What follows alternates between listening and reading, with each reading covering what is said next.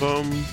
Mirroring 3 minutes. So my expectations for this gameplay trailer, it's probably gonna show, hopefully it shows franchise mode. I'm excited to see if there's anything different done to that mode.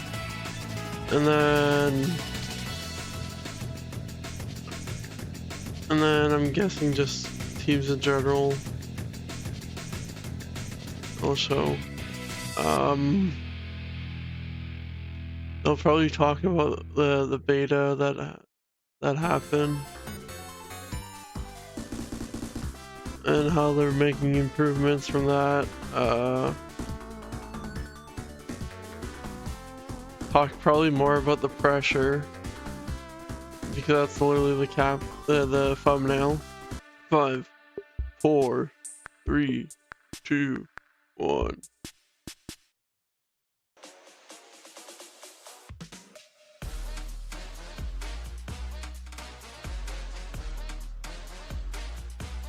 Oh, Crosby.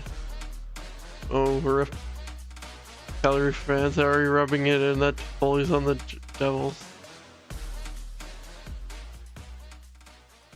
The NHL 24 season is officially upon us. Yep, this is the YouTube I saw for the first time yesterday. My name's Nasher. I'm a hockey and NHL content creator, and I had the chance to play NHL 24. I'll be showing you raw overhead gameplay so you can see how the game plays, and I'll give you my thoughts as well.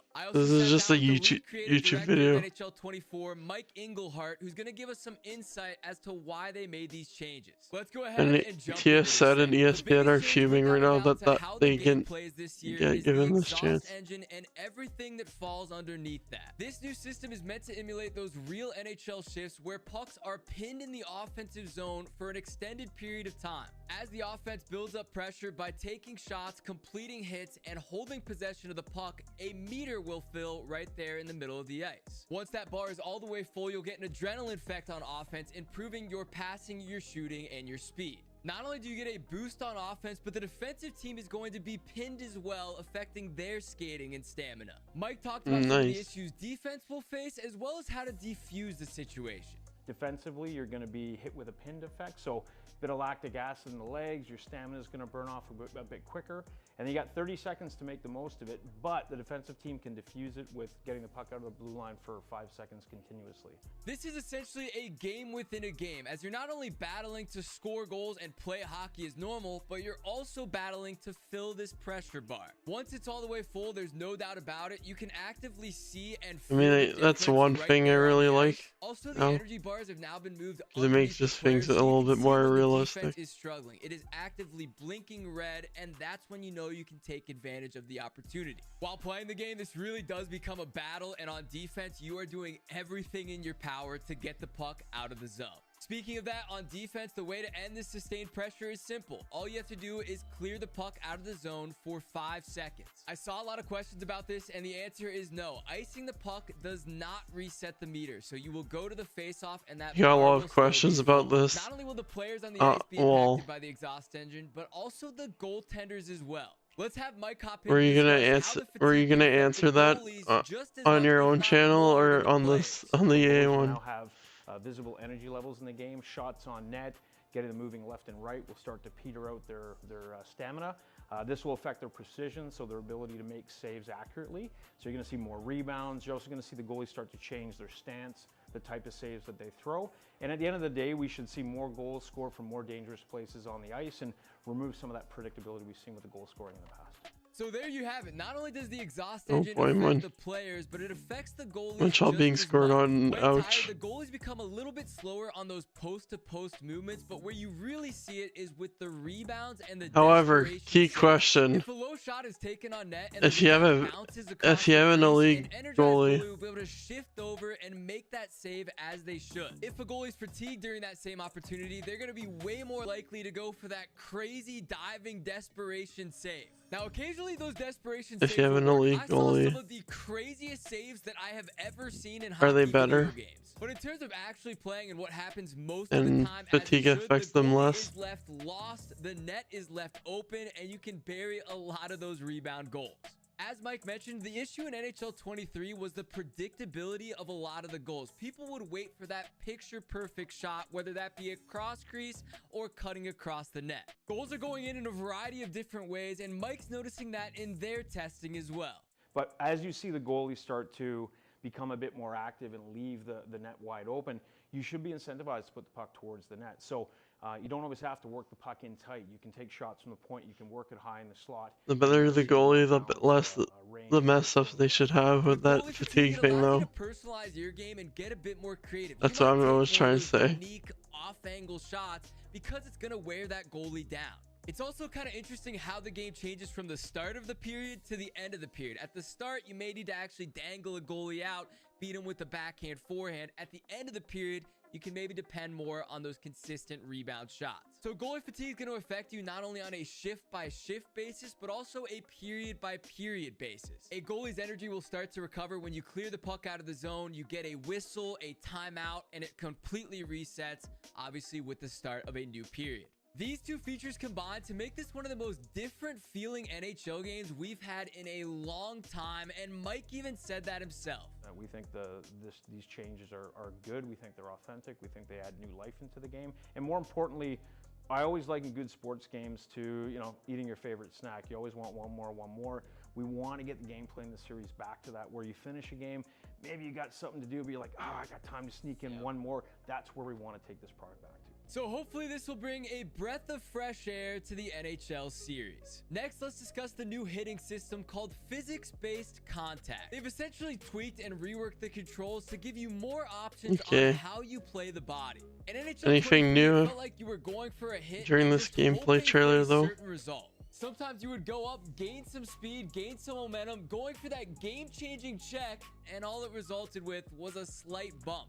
In NHL 24, this has been reworked to allow you to have complete control. If you want to go for a light bump, you'll just flick up on the analog stick. That'll give them that light shove. However, if you want to wind up that high impact check that we know and love, you'll just hold back on the analog stick to initiate it and then explode forward into those hits. Mike's adamant that these different hitting decisions will change the way that players think about the game. And I think the biggest change that's going to make a difference is the utility of hitting. So hitting in the past hasn't really had a big impact on player stamina. Players recover really quickly. So people usually go to the poke checking because it seems to be the best way to defend. This year when you land a hit, it's going to have substantial impact on stamina. And more so, if a player is already tired and you hit them, they're going to recover substantially slower. So if you see a player who's been on the ice too long and you can land a clean hit, that player is going to be picking themselves up slowly, giving you this micro-man advantage.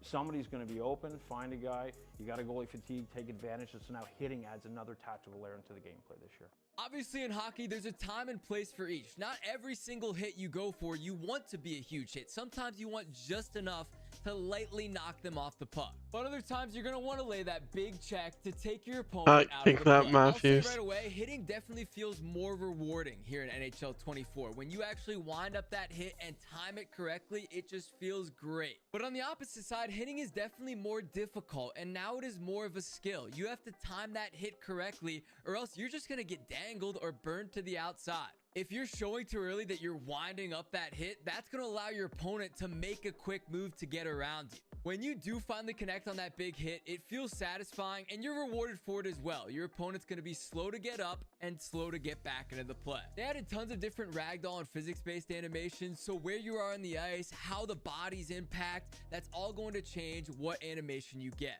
And the best part, you can now body people over the bench and even break the glass on very special occasions. I want new news. I want new news. We were going out of our way to try to get those hits, and it only happened once, maybe twice a game. Along with that, there's also a dedicated hip check button now, so you won't accidentally make the wrong hit at the wrong time. If somebody's burning you along the boards, hit that hip check button and they'll go flying. It sounds like success you may have had in the past is not going to work the same here in NHL 24. I think with the game in general, what players are going to have to realize is the recipe that players have been using in the past, it's not the recipe that the game is defined by now. So I think there's this bro, when I was, where you have to get used to the new components in the game. Physics-based contact. When I saw people play, there's some stuff that remained the same as before. So it feels really solid. And honestly, Hopefully what's most important is that it just feels fun. that, The hitting montages are going to go crazy. Now let's talk about more of a minor feature that I think the is actually experienced true. NHL players will really utilize. Vision passing is a new passing modifier that allows you to hold the pass button and icons appear above the player's head. This means that any given time on the ice, you can make a pass to any player anywhere. I found this to be particularly helpful with breakouts and stretch passes. In NHL 23, you'd send passes up the ice and it would just go to the wrong guy. You can also really use these on power plays to find those tight lanes that maybe you couldn't find before, but now you can make that direct pass. One thing I did notice is even when using the icon passing, the passing attribute still matters, so not every pass is going to be an absolute dime. Now, like vision passing is the thing that I lean on. And the nice thing is, without making any real substantial changes to our UI, This we're passing creating more system hockey is plays something I because the actually ice is like. more open. Obviously, if you got defenders between you and a long outlet pass, you still have to respect the space. But there's also moments where you sneak it through the seam and you hit a guy for a breakaway, and those moments just haven't happened before. So, well, for the most part, it definitely helps in setting up those tic-tac-toe plays that we all know and love. Speaking of tic-tac-toe, they've also added one-touch passing, so as a pass is on its way across to another player, you can pre-hit a button, making that pass. Now we got directly something one new touch to the talk next about, player. right? Experienced players with After a good eye this. for the game will quickly pick up on this open space. those core players, competitive players, they can see the ice, right? They can see the opportunities. You couldn't do it, but you had to wait to take possession and make the pass. The window is gone, and you know that seconds matter out there. So that's what we wanted to bring in. And you can pull off some pretty sick tic-tac-toe goals out there that you couldn't do before. It's not a crazy change, but definitely appreciated. And I think we'll see a lot more highlight reel passing plays here in NHL 24. Next up, let's talk about Total Control controller mapping. Okay. This is a brand new controller scheme for NHL 24 that maps some of the more difficult deeks in the game to buttons on the controller. One of the more common complaints from casual players is they just simply could not pull off some of the more difficult moves. For example, under this new system, the Y or triangle button is the Michigan. So in order to complete the Michigan, you go behind the net, hold Y for a certain amount of time, let go, and that initiates it. Now, you still have to time these deeks, and they're not easy to score, so to do the Michigan, you have to hold it for the exact amount of time, but it is definitely much easier than last year. So now everyone who plays this game will at least be able to attempt the new deeks. Will they be able to score on them? Probably not, because it is still tough. This is definitely going to be a more controversial feature, as I know there's lots of people out there, including myself, that spent hours perfecting the old deeks. I asked Mike straight up, are the deeks too easy under these new controls? And this was his response.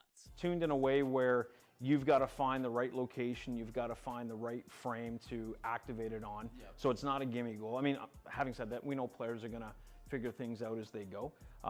You know, if that ends up being something where it becomes too easy, that's something we can definitely look at once it's out. But you know, let's kind of wait and see how it plays out. So for good or for bad, this kind of evens the playing field a little bit. Also, it is completely shootout goals are gonna be way easier. Normal skill stick controls.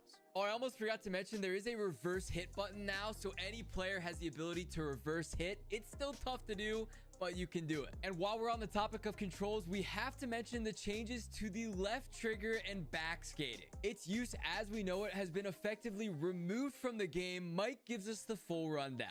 And one thing with skating backwards was it was really almost invincible to body checking, but also at the same time, we're responsible for making a game that's fun, but trying to be, you know, representative, authentic of the real game. I don't see many people going down the ice coast to coast skating backwards. And so we've changed it in a way to allow you to create, you know, open space by pivoting at the right side, depending on what your shot is, left or right, and which wall you're on.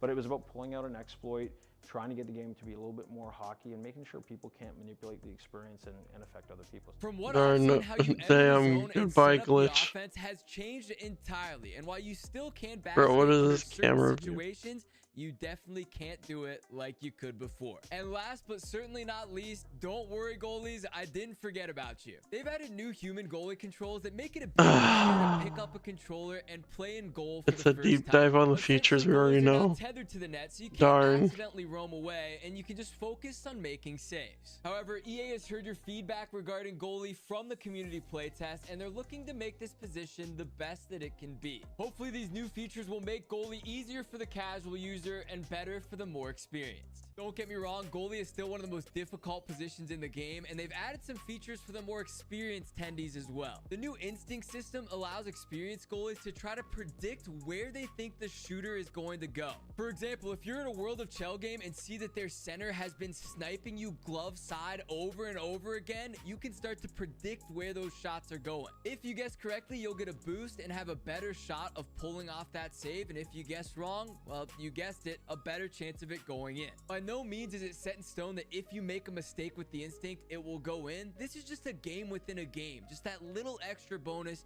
You see a shooter beating you glove side all game, now we can start to predict that. With some of the new goalie animations we mentioned earlier, I think human goalies will have a good time with this new system and hopefully be able to make some crazy saves. Big thanks to Mike for the interview and openness regarding this series. This was his final thought. Even the EA employees are stuck wanting to play more. Being here way later at night on the couch because it's like one more. Because every game has its spots, which is, again, real sports. That's why we watch. We go watch our favorite teams because we don't know how it's going to be written tonight, and a sports game needs to deliver on that same promise, and I think we have that this year. And that being said, I think that about sums up our NHL 24 gameplay deep dive. Damn, Overall, no I think new it's safe to say features this is the most announced. different NHL game that we've had in many years. I'm pumped to see how all these features and different systems come into play once we all get our hands on this game. But feel free to toss a comment down below and let me know your honest thoughts. I like how I just my available face for cam was where pre-order he now. was I'm at this whole Nasser, entire and I'll time. see you on the ice. Like, this is me talking, not you. Darn, I was expecting at least some new features to be announced, but that wasn't the case. So that's that. Tomorrow at, well, it comes out at 10 a.m. but I'm not gonna wake up that early. But so yeah, tomorrow somewhere, I'm gonna probably say noon. I'm gonna react to that Super Mario Wonder trailer. Gonna go do that. And then, even though the trailer itself goes live at like 10 a.m. But yeah. So for me it's gonna be a little later because how early it's gonna be. So really isn't anything that I can pinpoint that I was like, wow, with this trailer, because it was just really looking at a YouTuber's deep dive on a video. I wasn't like, here, look, there's something new here. No, that wasn't the case, sadly. So yeah, kind of disappointed. I guess it was called deep dive, but I was hoping for at least a new feature or something like that to be announced, but I guess not. So thank y'all for watching, and as always, stay safe and wear a helmet.